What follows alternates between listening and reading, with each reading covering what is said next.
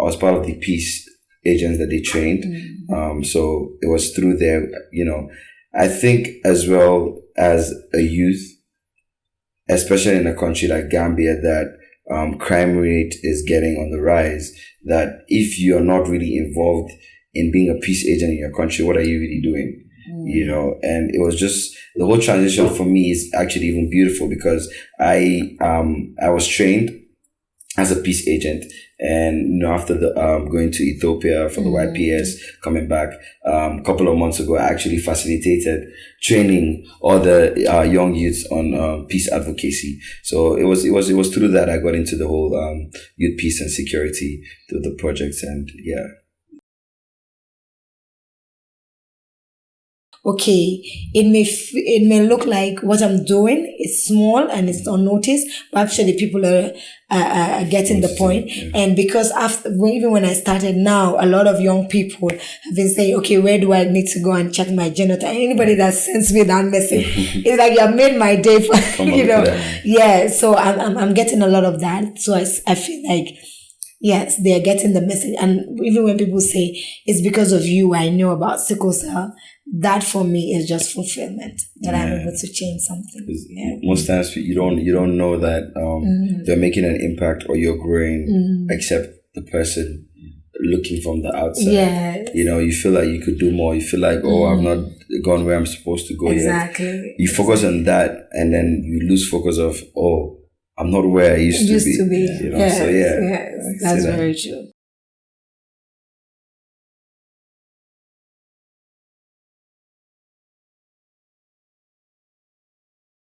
Okay, hi guys. Hi. Hello. How are you doing? I'm good, thanks. Okay, so I'm holding my mic in a kind of awkward position. I'm looking for somewhere to place it, but I can't find it. But before we get deep into the conversation, and as I look for somewhere to place my stand. Okay, so welcome to our 12th episode of the Power Space. Right. Yeah, so mind introducing yourself to our listeners, to our audience? Yeah, who do you have today? Okay. Ladies first. Right. Hi everyone, my name is Marina from the Gambia. I am a social worker and sickle cell advocate. I am into women and girls empowerment and just love fellowshipping with young people and encouraging, most especially young girls, to know their worth and know that no matter their past, it doesn't define them, that they can be whoever they want to be. Yes. Okay. Hi guys. First of all, thank you for having me and having us in this session. I go by the name Danny Parker. I'm an Afro gospel artist based in the Gambia, and I'm also a member of the YMCA and also volunteer at the YMCA. I'm also a mentor for an after-school program organized by the YMCA, and I'm just here living life, making the best out of every opportunity with whatever gift God has blessed me with. So, yeah. Okay, nice one. So, getting right into the conversation. Right. So I want our first conversation to be about something to do with creative expression in youth empowerment and peace building. Because, okay, before we get in there, so that we can give our listeners and viewers some little context, could you maybe, Marina, tell us what you do on a day-to-day activities, maybe your profession, or what your life kind of goes around, Okay. and also your involvement in the YMCA. Alright, so I worked, my last work was as a program assistant at the Paradise Foundation. It's a national NGO in the Gambia. We deal with gender-based violence and women and girls empowerment. And I was the one handling the cases of gender-based violence, because we have a helpline, toll-free helpline nationwide on gender-based violence cases. I'm also part of the board. I am a member of the YMCA board in the Gambia. I became part of the board in 2023, and I'm just a member there. But it's been a great experience so far, although sometimes I'm nervous because it's a new thing from being a member, like an ordinary member, and now getting into another position. And this is new to me, especially when it comes to board governance and everything. It's been new, but I've been learning from the older ones and others that have been in boards. So sometimes I'm a bit quiet and I just give my input once in a while because I'm still like learning. So yes, but it's been great so far. We're currently in a transition process as we looking forward to a new NGS. So, and also trying to try to build again the YMCA to stand up proper again. Yes. So it's been great so far. Okay. So, Danny, how did you get to know the YMCA? How did you get to have a relationship with the YMCA? Man, I was at school and they chose us to represent our school for the YMCA after school program. So that's how I went to the YMCA, attended the program. It was under the Dimbalante project. From there, from the first day, I loved the atmosphere. I loved the space. It gave this comfortable place where you could just be yourself, learn, and, learn things that you would not learn in the classroom. It felt like home. So it's from then. Even when I graduated, I spent most of my time at the YMCA, and we have that relationship. That's how I continued. I attended their camps, summer camps. Also became a volunteer at the YMCA to be a member, and now I'm also trying to mentor other kids through the same project. So, but yeah, that's how I got to the YMCA. Okay, so Danny. All right. Let me give you some flowers so you're still alive. So you are a multi-talented artist, right. From graphics to music, and you've used these skills in youth empowerment and peace initiatives. For example, when you are the YPS thing in Ethiopia, creating the playbook, that's one of the many examples. So just a quick question to you. How did you get involved in such youth peace and security projects? And have you been able to use your musical talent, your artistry and graphical talents in these building efforts? So it's just by participating in the projects, because it's all the way from Gambia when they organize this conference or this events to talk about peace and So I was part of the peace agents that they trained. So it was through there, I think as well as a youth, especially in a country like Gambia, that crime rate is getting on the rise, that if you're not really involved in being a peace agent in your country, what are you really doing? And it was just the whole transition for me is actually even beautiful, because I was trained as a peace agent, and after the going to Ethiopia for the YPS, coming back a couple of months ago, I actually facilitated training all the young youths on peace advocacy. So it was through that I got into the whole youth peace and security through the projects, and yeah. Okay.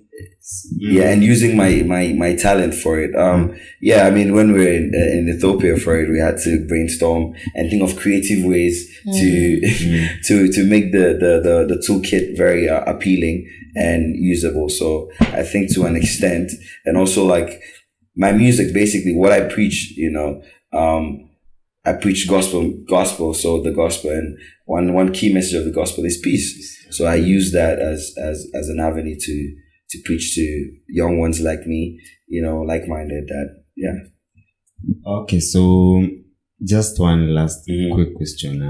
Do you find that creative mediums help young people engage more deeply with social issues or with their faith and values? Definitely. And even we at the YMCA, we're trying to do a song after the camp we had with the young kids on peace, because this generation, it's a new generation, and one thing to really capture and captivate them is music and art, right? And that's the only way. So you have to get involved. You have to be a step ahead if you want to really get them, if you want to really get their attention, if you want to really get the message across. Music passes information faster than anything, knowingly or unknowingly. I could sit here and be listening to a song about peace, and I would leave here singing it subconsciously, and before you know, I start acting out because I've been repeating it to myself. So the creative aspect should be really focused on when it comes to advocacy, especially in this our generation, time and age. Okay, nice one. So Marina, turning back to you. You may not be a singer or a painter or some graphic things, but you've been very creative in your ways, and in how you advocate your things like the Sickle Cell awareness with Marina on social media platforms. So just a quick question. How important is creativity and storytelling in your advocacy work? Maybe for instance, when raising awareness about sickle cell disease online or maybe on the radio, what approaches do you have, or what approaches do you really grab? Do you think grab young people's attention to breaking down maybe stigmas?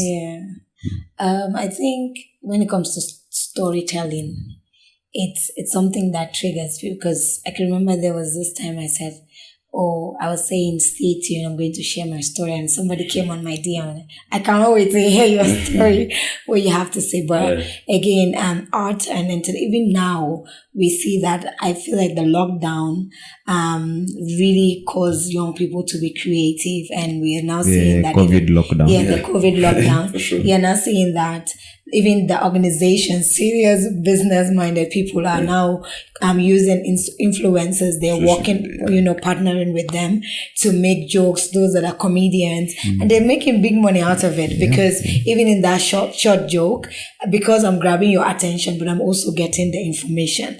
So because I feel like the world is so stressed out and it's too serious, people are tired of being serious. So now they're putting it in a very creative way, like cracking jokes and making people laugh, but yet still you'll get the information. So for me, even now, I've been thinking, even in that light, like probably create an animation. I have a team which we set up this September, because I felt like I could not do it alone.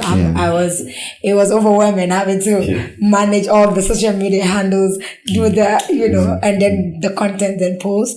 So like some of the team members are bringing great ideas, I think we should do this, and I feel like that is good. And even with music, because I can remember June 19, which is the World Sickle Cell Awareness Day, I can remember reaching out and just saying, because most of my advocacy is social media, and I was just on the social media platforms, and I'm just like, I was calling on everyone, like artists, whoever, even Danny Parker here, he's yet to do something, but I'm sure he will do something. And just telling them to add their voices, because I feel like when you bring people that you listen to advocate, also add their voice in something that's very important, people tend to listen. So yes, it's very important. Okay. Yeah. So, Marina, your advocacy seems a little bit deeply personal. Yes. You're not only speaking up for young people with sickle cell disease, but you've lived with it yourself. We've read about how you survived the near fatal in I think it was 2022. Yes. So just a quick question. Can you maybe just briefly for just a minute or to give us a little context of maybe your personal journey overcoming those health scares, the daily challenges, which later on I believe inspired you to be the advocate that you are now. And maybe what moved you from simply coping with the condition to actively campaigning for awareness and healthcare support? Okay, so like since when I was young, I've been living with sickle cell, and because it's a long life complication living with sickle cell, and usually you're misunderstood because I always say that sickle cell doesn't show on the face. We can be in this podcast, and because I've been able to manage the pain for the longest, because I've lived with it for the longest, I can manage the pain, but just because it's not showing on my face doesn't mean I'm not feeling the pain. So growing up, the hospital was like my second home. So like usually I'm being admitted, and that has caused me to always feel like I'm a burden, because every hospital visit means money being spent, also having to obstruct plans of my parents or aunties or whoever is taking care of me, that they have to now make plans to be with me in the hospital.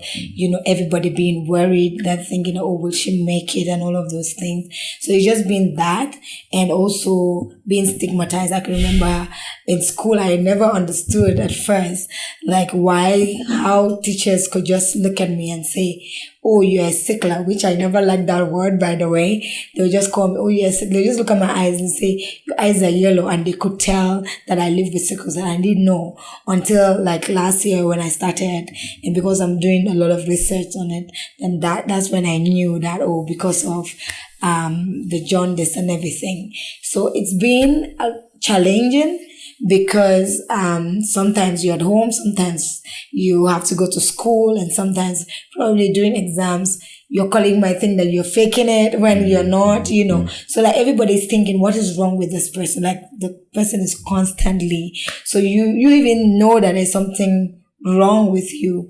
And then also people saying, like, for the longest I've been hearing, oh, you guys don't live to 25. And that has been something in my mind. So low-key, every birthday was like, even though I was excited, but like low-key, I'm like, I don't want to die. Will I even make it? So it's also a prayer, so every birthday for me. And I feel like when I turned 30, for me, that was a win. I took it really personal, because 25 days I will not make it, but I made it. And 30, I'm like, after 30, forget it. I will make it. There's nothing you can tell me. So so it's just been complicated. Sometimes it can affect relationships. It can affect, walks of life. But yeah.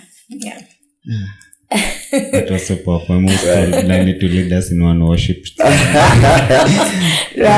Anyway, okay, so from what I've just said, I've noticed that sickle cell awareness in the Gambia has been quite limited. And I think since last year, and following up from your socials, you've kind of noticed the gaps and took initiatives. From the social media webinars to maybe the radio talks. So in all that, what are some of the misconceptions you feel that really need to be maybe urgently addressed? And how do people respond when you started the SCA with Marina initiative to educate and support those with the condition? So like the reason why I even started this was because when I go for my doctor's appointment, I see young, like children, some they're like, because sickle cell also manifests in different ways, and it can also deform your body depending on the complications. And I see how they suffer, and because I'm living with it, so I know what they're going through.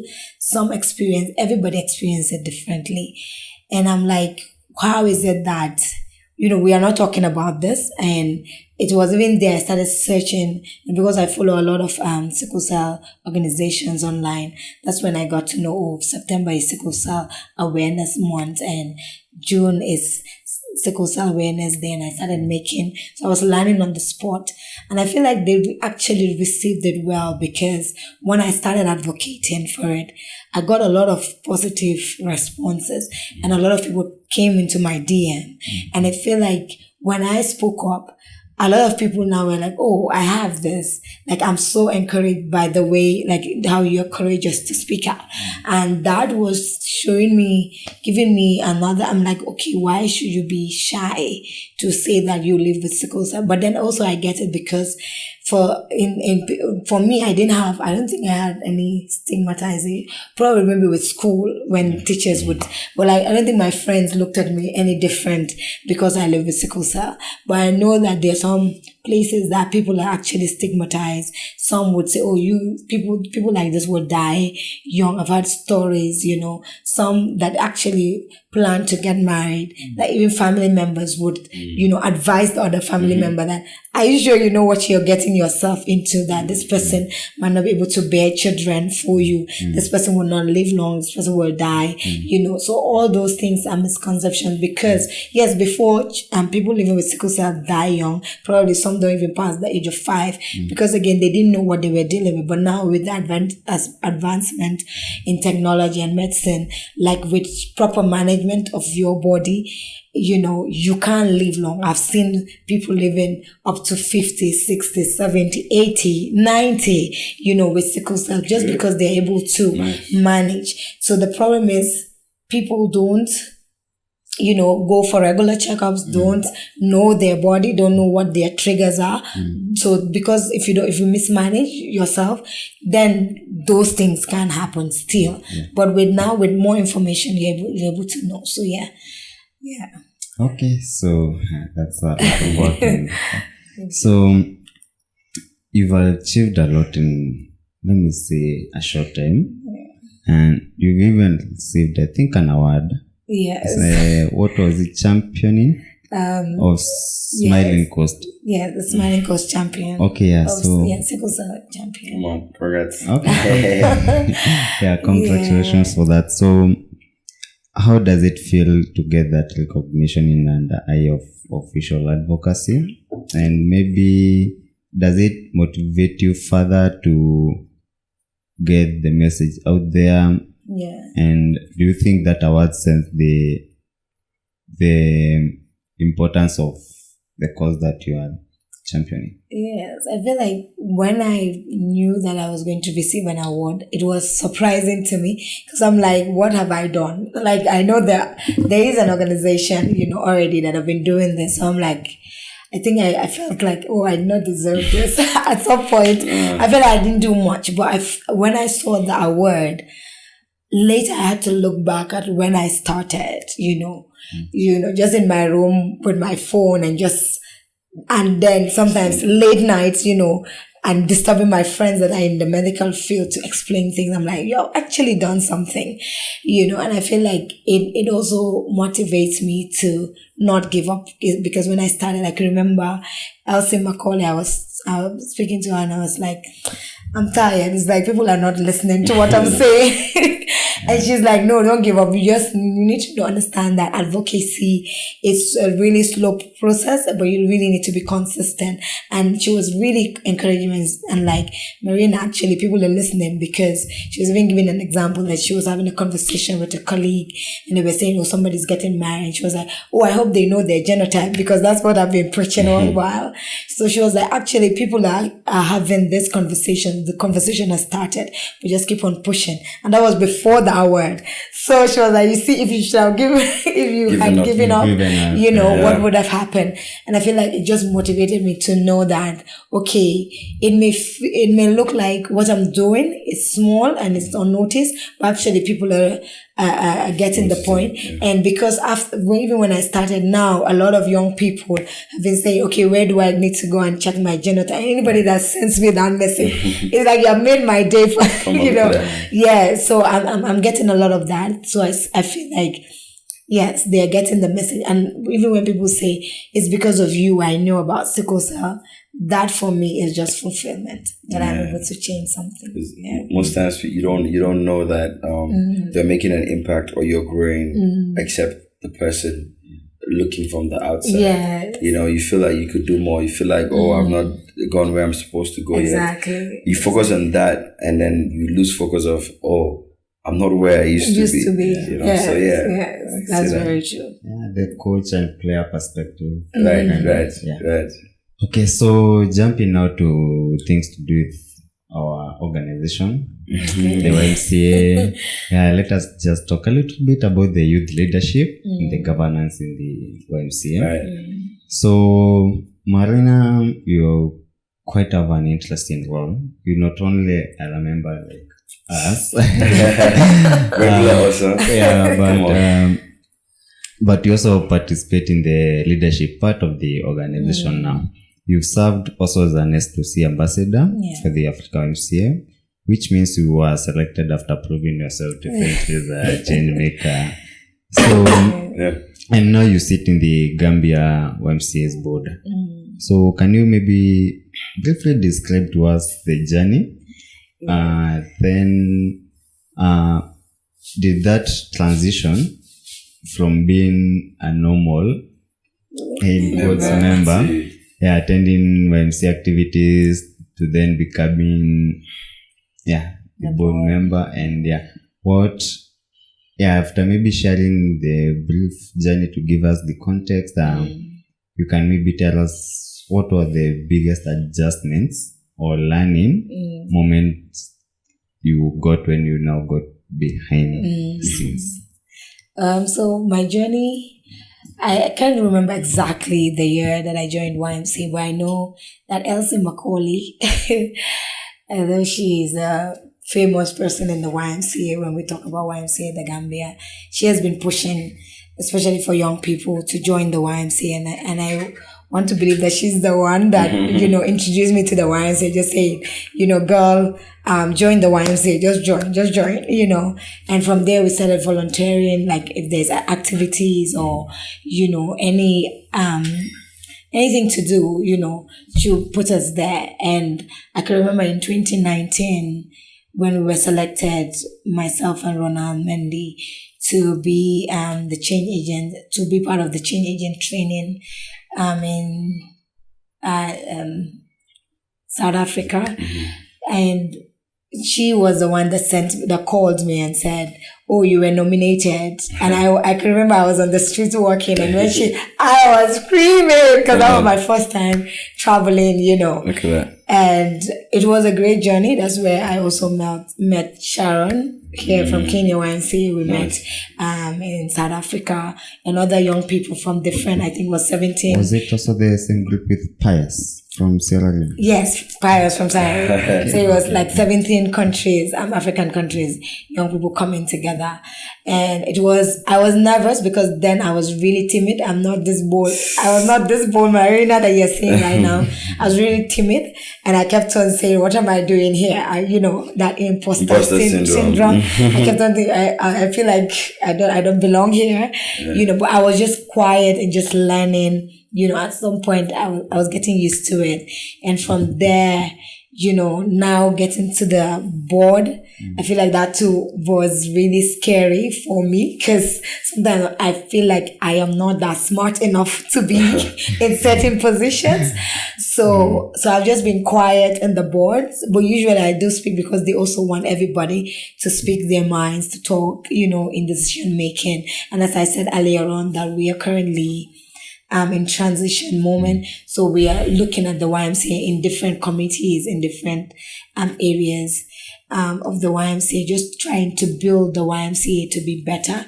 And now, as a member of the board and not an ordinary member, now we can give our inputs a lot, because at least when we're ordinary member, we're like, the YMCA needs to do this, the YMCA. Now we are the ones, we have to now up our game. So it's been a learning process for me. And also I feel like I owe a lot to Elsie. I really can't say without her, tell my story with the YMCA without Elsie, because I feel like she has played a huge role in just telling me, "Oh girl, just keep on learning. Oh girl, just put your input. Don't be afraid to speak up. Don't be afraid to challenge certain things, especially when decisions are made with the young people. Don't allow the older ones to scare you to the point that anything they say you say yes. No, you're part of the board. You have a right to speak. So you used to speak." And I feel like that has really helped. That has really helped. Beautiful. Okay, so Danny, I want to jump to you, but before that I want to prep Marina just a little bit, because after Daniel, I'm coming back to you with a question of what are you doing for us as the youth. Wow. So Danny, from your side, you are much more of a beneficiary, right? And maybe an implementer at the community level and participating in the programs. Yeah, maybe leading workshops and the creative sessions. Right. But you are not on the board. Definitely not, huh? Okay, so how do you feel about youth like Marina representing your voice at the leadership level? Does seeing a peer in governance inspire you or give you more confidence in that organization? And have you yourself maybe considered taking formal leadership in the organization in the future? Well, I'm not gonna lie. It's a thing of, what as a youth, and you have a drive for change. You also want to play a role, no matter what it is. You want to put yourself there. So even though I'm not there, but the fact that I see someone else like me there, young, vibrant, because it's called Young Men Christian Association, so I know that at least the organization is thinking about me. The organization wants to keep going forward. So they have people like me to represent me, that my voice is there. So I think more young people need to be there if possible. You can never have enough of young people. You can never have enough. The energy is there, the vision is there, the drive is there, so I'm really happy to see like a lot of young people being put into places like that. And Okay, so ending this governance conversation. So to both of you, do you think youth leadership in the organizations like YMCA is important to making the programs more youth relevant? To Marina, you'll start maybe you've literally been in both shows. So what difference do you notice between leading and participating? Beneficiary, And Danny, do you feel like the YMCA is responsive to youth needs and ideas, like maybe your creative projects, right? When youth are not in leadership? Or is it better when someone or like our peers like Marina is at the advocating table? Okay. So I feel like, let me just say this, sometimes when you're looking from afar, like outside, you feel like it's really simple, like they should do it. It should be like why this. don't you do this? Do this, with order and everything. And we feel like it's that simple. But when you're taking up that role, then you know that, okay, there's a lot of things that needs to be put in place, and it's not as easy as it seems, So it's not as we were thinking, but again, still right now, for now, because of the transition, it's a lot of like walking, like starting again, but I feel like the future is bright because we have young people. This is not because, when we say, for the youth, like young people that there, sometimes we have older people speaking for the youths and no youths are represented there.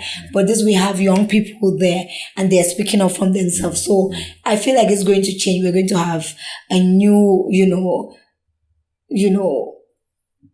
YMCA for the Gambia.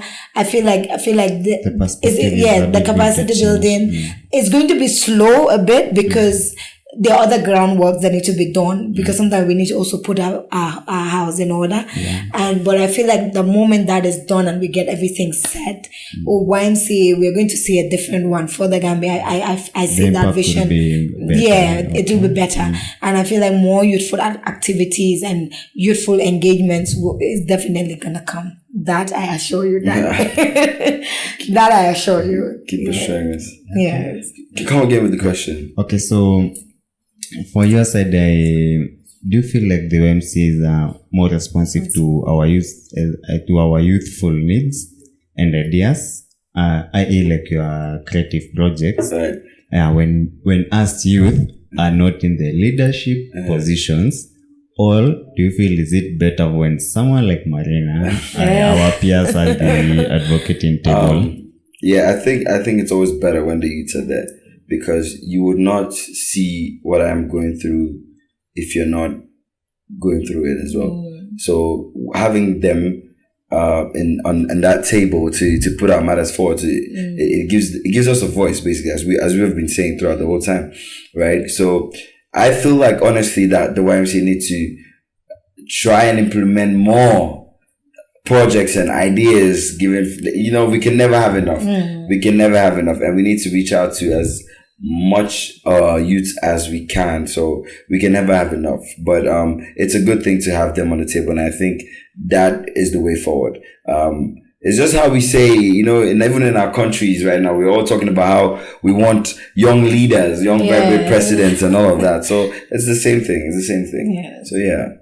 Okay, so I really loved your two perspectives. One from a leadership perspective. I know, right? Looking from the outside, I'll just say we need more. Yeah. But Marina, tell me. It's not like that. You don't know. When you go inside, you're like, okay, I did not know all of this. Okay, so let us just take a quick short break, 1 minute, then we now come back to the last bit of the conversation where we'll be like kind of now try to bridge the perspective on the leadership and the participant level. Okay.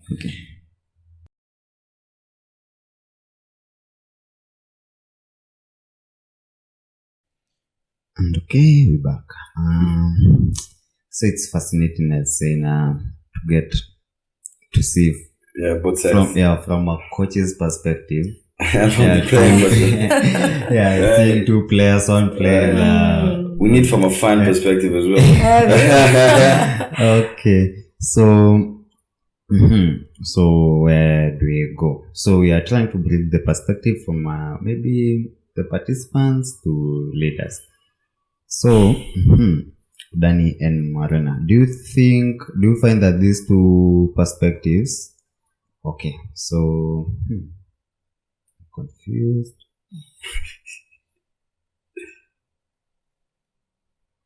Okay, so do you think from these two perspectives, from the leadership and the receiving end, in quotes, the normal youth or normal member perspective, that do you think they can learn from each other? For example, Marina has been talking with members like Danny, who have been informed of maybe the decisions on the board, and maybe Danny, have you maybe gained new insights or opportunities from Marina and other youth leaders at the table on how to maximize your impact? Because maybe your closeness with them is more than the closeness you can have with the older generation who are at the governance table. Yeah, I think that relationship is essential and is needed. It's essential and needed because in as much as we're all of the same bracket or generation, we also see things differently. So that relationship is good to build that bridge of understanding, so that when you speak, I'll be able to listen, and when I speak, you will be able to listen, because we have an understanding and a common ground. Yeah. Okay. So Marina and let's start with Marina. Do you think in practical terms, how can organizations like YMCA better bridge the gap between the youth participants and youth leaders? So here I have two options. One, do you think there should be more opportunities for youth to take on governance roles like you did? Or do you think we need more support for project ideas from members and to us members like Danny and myself? I feel like they should be given the governance positions, to lead, because we are the ones that are going to lead, is it tomorrow or today? And for us to lead and lead well, we need all the knowledge and understanding that we can get from even the older ones. I feel like sometimes when there isn't enough training or, preparing the young people to take up these positions, even though we have been fighting, or young people want to leave, but when we get to that place without knowledge, I feel like we can just destroy it within a twinkle of an eye, and that will not tell well, even for the younger generation after us. So I feel like we really need to take up these roles and not run away from it. I feel like it's really good because then, since we have tasted like being a young person, a normal member, and now getting into these rules, we are able to make better decisions, but we also need that guidance. And after that, from there, I feel like the other one would come. So the moment this one, because that, this is what I've been advocating for. Once you now understand the system, you're able to also bring projects, more projects for the young people also to participate. So I feel like it's very important. Young people being in governance is really important. Okay, Danny, do you think, what's your 2 cents on that? Do you think we should get more governance roles? Or more? Definitely, man. There's no matter of project they would sponsor that would really put out the exact change that we want. So unless we're there in that governance role too, but also let's put responsible people. That's key and very important. Exactly. Okay, before we wrap it up. And speaking of responsibility and responsible people, so I'd love maybe each one of you to briefly reflect on your journey and maybe offer a piece of advice. Maybe Danny, starting off with you, what would you say to a young guy, maybe who has talent, maybe art, music, the graphics thing, about using his talent or her talent for positive change? Is there any lessons from your experience that maybe you want to share with any aspiring young creative or is building? I mean, first of all, what I'll say is there's no greater feeling than making an impact. There's no greater feeling, and for me, growing up, that's how I came to realize that. I will always share this story with people that the life of may he so rest in peace, Alex Thomas. Back home, we have a brother who died very young, right?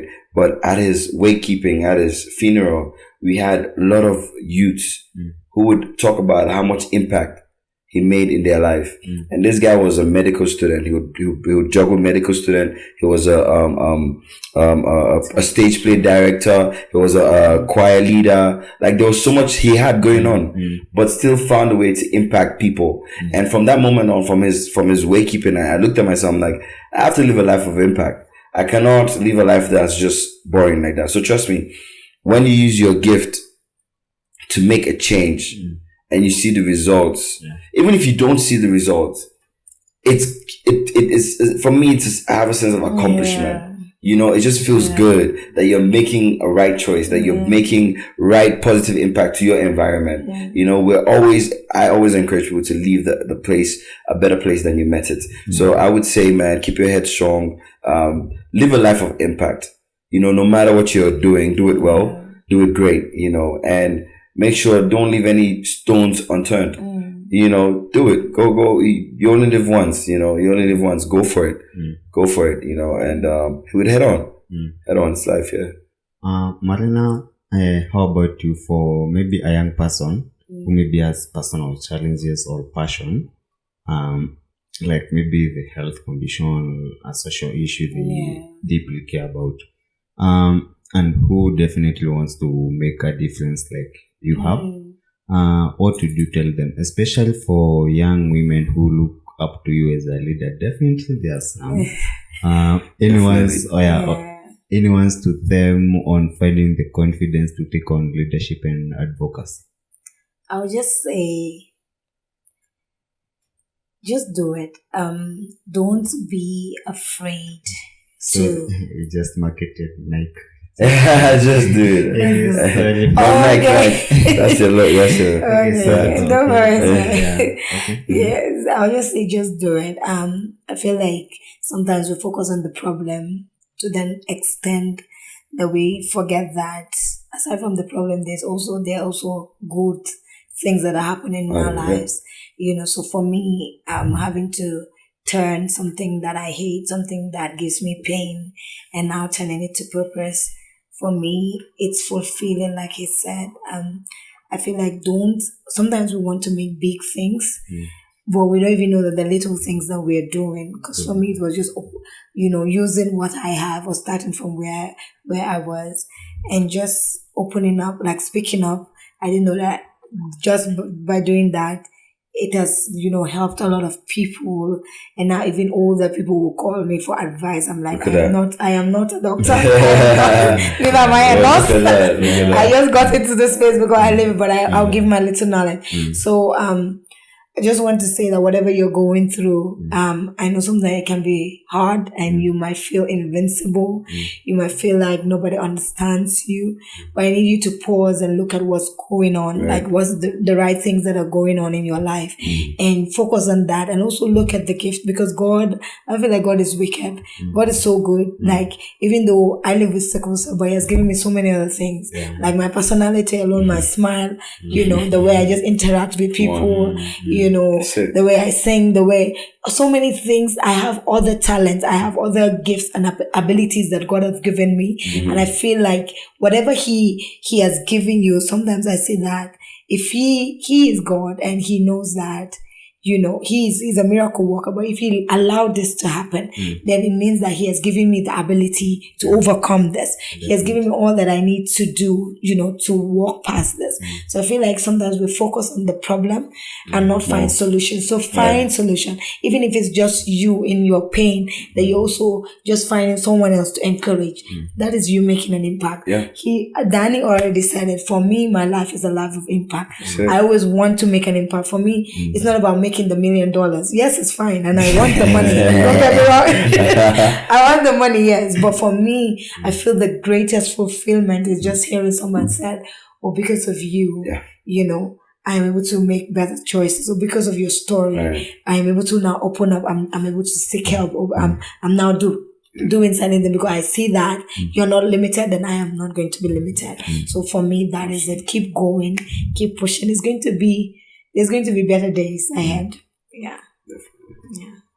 Okay, so finally, to both of you, how has it been being part of the YMCA community, and maybe how has it contributed to where you are today? Maybe Marina, we can start with you. Maybe give us your final thoughts on the value of youth networks and organization in empowering people like yourself. Yeah, I feel like the YMCA is doing a lot, especially for the young people. Sometimes we don't know that the YMCA is actually shaping us into leaders of change until, after we have gone through certain programs. I can remember when we went to South Africa for the change agent, the S2C ambassador training, and I can remember just meeting young minds, like young people from different countries, like hearing their story, what they are doing for their country. I can remember that I was so energized and, stirred up to say, I'm going to do this for the YMCA. So I feel like that is the power of networking with young minds, yourself. It just pushes you to be in those leadership roles, and it just is like a preparation ground. And also just meeting other organizations, and the YMCA also, if we look at it, is doing a lot for the community when it comes to community development, especially with the young people, like even with etiquettes. I feel like, training young people to be better human beings, to have manners. It's important. We look at it as very small, but no, because these are the same young people that are going to take up these roles. And sometimes when we don't have these manners, it can obstruct the way we lead. So I feel like even the service that they give, there are certain opportunities in the YMCA, like that peace project that they give to the vulnerable, like some that have dropped out. Like it just gives you hope that even if you have dropped out of school or you're less privileged, like your life is not over. YMCA gives you the opportunity to still do a career, like a skill to learn some skills that would help you earn, money and also make an impact to other people. So I feel like YMCA is actually great. It has built us, yes. It has built and builds your confidence as well. For me, man, being part of the YMCA community has been a beautiful experience. Yeah, it's like family. Yeah. That no matter where you go, wherever you meet a member of YMCA or a person from YMCA is an amazing person. I think I was speaking with Lloyd over it a couple of days ago, and we were talking about how everybody's just wonderful and awesome. Like the people are YMCA. Anybody from YMCA is just amazing. Like easily connect. Exactly. I don't know why. I don't know why, but it's a thing. So being part of that community is just amazing, and also the YMCA has helped me. As I said, I got into the YMCA from school days when I was in school, and that transition from school into reality, into life after school, man. YMCA was my home. YMCA was where I was open to a lot of things. I learned a lot of things through the Y. I've seen a lot of things through the Y. I've gained experience because of the Y, and I'm grateful to be part of this whole journey and being to call YMCA my home. I used to say YMCA is my second home. Yeah, and it's a beautiful thing. It's a beautiful thing to be part of. Yeah. Awesome. So me giving my kind of journey. I've learned a lot from the YMCA, but surprisingly, my main reason for coming to the YMCA was to learn how to swim. Because there's that swimming pool, so that's why wow. Until now, I've learned so many things from the YMCA, from the core thing that made me enjoy swimming. Look at that. Yeah, I've still not become a fish. Anyway, so thank you guys for coming to the podcast. Thank you for having us. So until next time. Until next time. Adios. Hey, thank you for having us. Appreciate it. Thank you.